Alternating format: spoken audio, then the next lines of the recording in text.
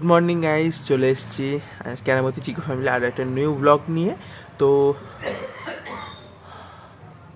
দেখা যাচ্ছে না, ঠান্ডা কিন্তু বেশ জাগিয়ে পড়েছে।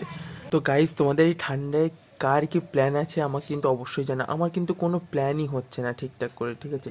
এত ঠান্ডা পড়েছে যে কোথাও ঘুরতে যাব বা কিছু করব, পিকনিক টিকনিক কিছুই প্ল্যান হচ্ছে না। তো তোমাদের কার কি প্ল্যান আছে আমার সাথে সাজেশন নিয়ে কিন্তু আমাকে জানাতে পারো। যদি আমার থেকে কোনো প্ল্যান পছন্দ হয় তো আমি কিন্তু সেটা করব, ঠিক আছে? চিকু কিন্তু ছাদে দিয়ে এসেছি। চিকু রোজ সকালেই রুটি রুটি খেয়ে ছাদে যায়, ছাদে গিয়ে এখন কারণ খেলা করবে, ওকে খানিকক্ষণ পরে নামানো হবে। তো চলো। আর হ্যাঁ, ভালো কথা, তোমাদের ওখানে কার কার ওখানে কেমন ঠান্ডা পড়েছে আর কার কতটা পরিমাণ শীত লাগছে আমাকে কিন্তু অবশ্যই কমেন্ট করে জানাও, ঠিক আছে? আমার কিন্তু ব্যাপক শীত লাগছে, দেখো কম্বলে কিন্তু বসে আছি, মানে কম্বল ছেড়ে উঠতে ইচ্ছে করছে না। যা হোক করে জানলা টানলা খুলে এখানে রোদে বসছে, রোদে বসে আছি। তো ওপরে দেখো চিকু বাবু আমার কথা কথা শোনে। চিকু, ওই দেখ চিকু চিকু, ওই বাবা, সকালবেলা হলি ওপরের ছাদের ঘুরে আসবে, ঘুরে আসার পর পরে দেখো আর চুল কি রে, না ধরতে দেখ তোর কত লোম পড়ছে, দেখ তোর হাতে হেয়ার ফল হচ্ছে কেন? আপনার কি ড্যান্ড্রফের সমস্যা আছে? আপনার কি দাঁতে জোর নেই? আচ্ছা, আপনার কি মাথায় খুশকি হয়েছে? আপনি কি শ্যাম্পু মাখবেন, আজকে চান করবেন? এই শীতে কি চান করতে আপনার ইচ্ছা হচ্ছে? চিকু, আপনার কি চান করতে ইচ্ছে হচ্ছে? আপনার তো লোম, এই দেখো লোম সব। এত হেয়ার ফল হলে হবে কি করে? আপনি কি বয়স্ক হয়ে যাচ্ছেন চিকু বাবু? তোমার বয়স কত হলো শুনি? এই চিকু, তোর বয়স কত বলতো? 3 বছর। 3 বছরে এত করে দম, এই আরে বাবা রে, লাগে না? তো লোম উঠছে, দেখা দিন আমার গায়ের মধ্যে এসে ঝাপাঝাপি করতেছে। বলছি গায়েতে লোম উঠছে, শোনা যাচ্ছে না? আরে বাবা, ঠিক আছে চিকু একটু তাকাও। বলে তুই ফটো মোটো তুলতে পারিস না? হুট করে ক্যামেরার সামনে আসে, তুই জানিস না আসতে নেই? তুই জানিস হুট করে ক্যামেরার সামনে আসতে, আসার সময় একটু পোজ দিয়ে আসতে, পোজ। ওদিকে কাজ দেখছি, ওদিকে বাচ্চা কুকুরগুলো আছে ওখানে বসে আছে, ও উনিদের দেখতেছে।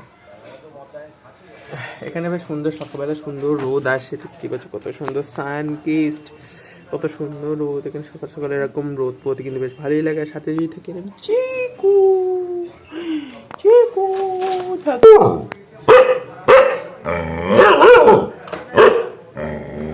চিকু, সকাল থেকে কটা রুটি খেয়েছিস? সকালে 3টে আর ওপরতে নেমে 3টে, 6টা। আর না,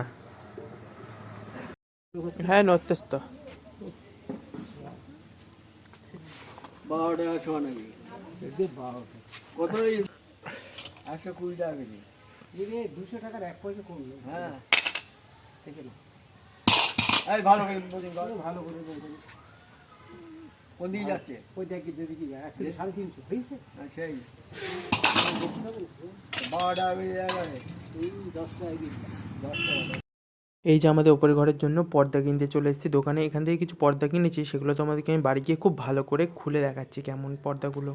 তোমাদের পর্দার ডিজাইনটা একটু ভালো করে দেখাচ্ছি, খুব ভালোভাবে ডিটেলে দেখাচ্ছি পর্দাগুলোর। এই দেখতে কেমন লাগছে তোমরা কিন্তু আমাকে অবশ্যই কমেন্ট করে জানো। এবং পর্দাগুলো আমার ঘরে লাগালে কেমন লাগবে সেই লুকটাও কিন্তু আর একটা দিন আমি পুরো ব্লগ আমি তোমাদেরকে দেখাবো। এই দেখতেই পাচ্ছ রডে লাগিয়ে দিয়েছি, তো দেখে কেমন লাগছে তোমরা অবশ্যই কমেন্ট করে জানাও। তোমাদের কমেন্ট দেখে আমি বুঝতে পারবো না যে আমার ঘরে এটা মানিয়েছি কি মানায়নি, কেমন লাগছে। এটা কিন্তু দরজার পর্দা একটু বড়ো হয়েছে, এটাকে কেটে কাটতে দিতে হবে, তলা একটু মারতে দিতে হবে, নাহলে হচ্ছে না।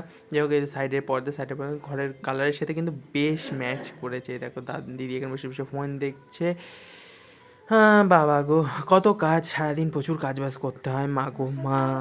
তো এখন সন্ধ্যেবেলা যাচ্ছি ধনে খেতে, ধনে পাতা তুলতে, ঠিক আছে? ধনে খেতে ধনে পাতা তুলতে। তো সন্ধ্যেবেলা এখন ধনে পাতা, মুড়ি, বেগুনি এসব অনেক কিছু খাওয়া দাওয়া হবে, ঠিক আছে? সেগুলো তোমাদেরকে দেখাবো। এখন খেতে যাব, সন্ধে হয়ে গেছে, চারিদিকে অন্ধকার, ঠিক আছে?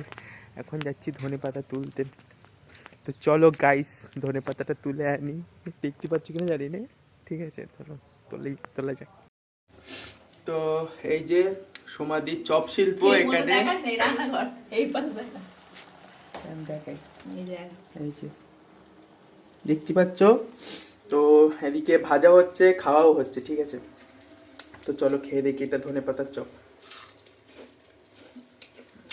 হেভি হয়েছে কিন্তু। তো সন্ধ্যাবেলা আজকে তোমরা কি কি টিফিন করছো অবশ্যই কমেন্টে কিন্তু জানাও, আমরা নেক্সট দিন সেই টিফিনগুলো ট্রাই করবো, ঠিক আছে? চপ ভাজার পরে নিয়ে চলে এসেছি বাদাম, আর এই যে দেখতে পাচ্ছ প্রচুর বেগুনি, ধনেপাতার পকোড়া, পেঁয়াজি, সব রকম মোটামুটি চপ নিয়ে কিন্তু চলে এসেছি সন্ধ্যাবেলা খাওয়ার জন্য। তো এখন মুড়ি বাটিতে দেওয়ার পালা, তারপরে তো খাওয়ার পালা, তাই না? এদিকে বাবা এখানে বসে বসে বেগুনি খাচ্ছে আর সিরিয়াল দেখছে, আর চিকু এখানে দেখতেই পাচ্ছ জিভ বের করে বসে আছে। ওনার তো সবসময় খিদে পায়, ঠিক আছে, ওকে তো আগে খেতে দিতে হবে। তো যাই হোক, এখানে মুড়ি মাখা হচ্ছে। তো সন্ধ্যেবেলা এরকম সবার সাথে বসে এরকম জল খাওয়ার কিন্তু একটা খাওয়ার কিন্তু মজাই আলাদা। গাইস রাত্রিবেলা এখন হাঁটতে বেরিয়েছে, ঠিক আছে, রাস্তায় কেউ নেই, বিশেষ পাড়ার দোকান আছে, তো চ এখানে কি খাই। এরাও হেঁটে হেঁটে যাচ্ছে, মনে হয় খাবার দাবারই কিনতে যাচ্ছে, ঠিক আছে, শীতকাল তো তেমন কেউ নেই, ঘুরতে বেরিয়েছি রাত্রিবেলা। এখন কি খাবো, গজা খাবো, ঠিক আছে, গজা খাওয়ার জন্য বেরিয়েছি। তো দেখা যাক, এখন একটা দোকান বন্ধ, একটা দোকানে পাই কিনা। চলো হাঁটতে হাঁটতে এগিয়ে যাওয়া যাক। 1 কিলোমিটারের মধ্যে তোমার দোকান স্কুল পড়ছিল না, আর প্রাইমারি একটা হাই স্কুল। আর কি নিবি? গাইস গজা নিয়ে নিয়েছি, এনে খা। শীতকালে এরকম টুকটাক বেরিয়ে খাওয়ার কিন্তু মজাই আলাদা।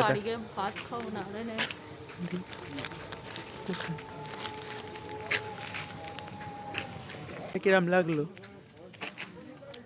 এই তো আমরা আস্তে আস্তে দার্জিলিং কাকুর গজা সব ভালো, কিন্তু রস নেই।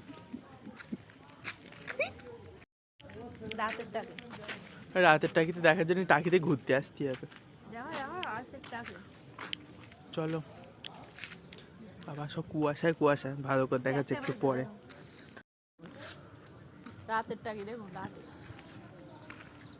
তোমরা চাইলে কিন্তু এখানে আসতে পারো, এই যে পিকনিক স্পট করা আছে, প্রচুর অ্যাভেলেবেল পিকনিক স্পট, ঠিক আছে, এই যে প্রচুর হোটেল অ্যাভেলেবেল, হ্যাঁ হোটেল পেয়ে যাবা, কোনো অসুবিধা নেই, শুধু চলে আসো। তো বন্ধুরা, আজকে ভিডিওটা তোমাদের কেমন লাগলো, এই লাইফস্টাইল ব্লগটা তোমাদের কেমন লাগলো অবশ্যই কিন্তু আমাকে কমেন্ট করে জানাও, এবং আমাদের চ্যানেলটিকে অবশ্যই সাবস্ক্রাইব করো। Bye bye.